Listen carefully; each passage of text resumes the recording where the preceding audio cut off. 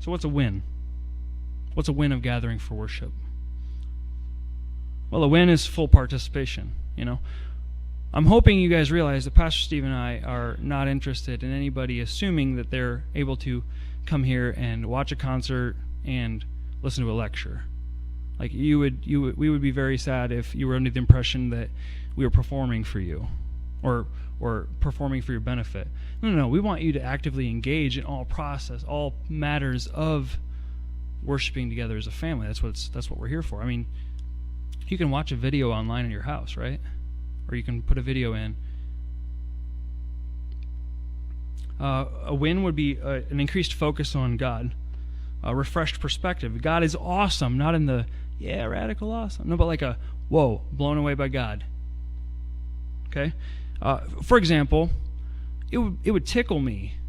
I'd be so excited if we left on most Sundays and the buzz was, wow, God is amazing, rather than, hey, the songs were good. I mean, I love it when I get the, hey, Nate, the song sounded good. I'm not being unappreciative here. I very much thank you for that whenever I hear something positive like that. And I know, Pastor Steve, if you go up and you say, hey, you know what, great sermon, that's great. But what we really want deep down is you to go, God is just incredible. He's amazing. And I'm not the same now after having been interacting with the qualities that we just talked about and sang about and heard about and prayed about. And we want the buzz to be Jesus, not whether the songs and sermon were good, bad, or ugly. Pretty much. That's kind of how it goes.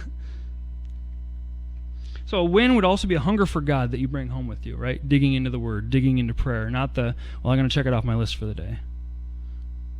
Hungering for community, wanting to hang out with your brothers and sisters in Christ in this community more so than just getting together on Sunday. Like, hey, you know what? I want to get together with them for coffee and just go over what Pastor Steve talked about.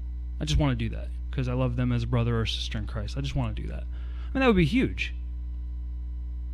A heart for sharing Jesus with our peers, our coworkers, our families, our friends, strangers. That's a huge win, right?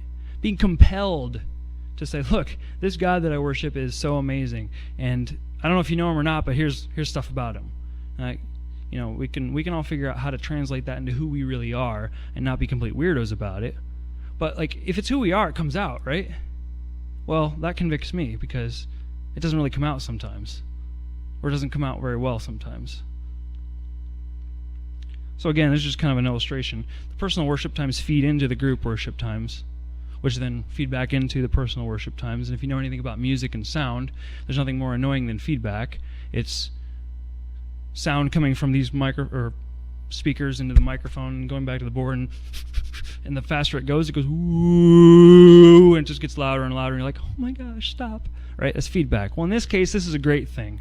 All right? We want that kind of building upon itself, right? Between the personal worship and the getting together with our brothers and sisters worship. So if you remember nothing else, gathering for worship is about glorifying God, a He focus, and about offering that up as a community of believers, a we focus. You do get personal benefit from it, but if you're shooting for the personal application and the personal benefit exclusively, you're kind of mostly missing the boat, because you're going to get that as a byproduct of seeing God for who He is and ministering to your brothers and sisters in Christ. You're going to be able to pick that personal application out. You are. You're going to be able to take notes and say, yeah, I'm going to change this about my own life. And we give a moment of quiet reflection at the end for a reason. Okay? Because, you do want to say, well, what does this mean for me personally, too? There is an appropriate amount of being alone in a group of people. But remember, that's not the entire point. The entire point is, who are we as a family? Worship is not about you or me. It's about God. So, that being said, we do have some other elements that we wanted to participate in. Giving of offerings and singing of a few more songs. And we've already prayed some, and we'll close with a prayer. And what I want us all to do is let's participate with this, kind of with the context of what we just talked about. Let's give it all we have. And I'm not suggesting that you don't normally. I'm just saying, let this be kind of the context that goes into, all right, now let's stand together. Now let's really give the Lord all this glory for who he is. So, what is the status of Eric? He had to duck out. He is on his way. Well, I'm going to ask the band to come up, and we're going to do a few songs. But first, we're going to worship the Lord with our offerings.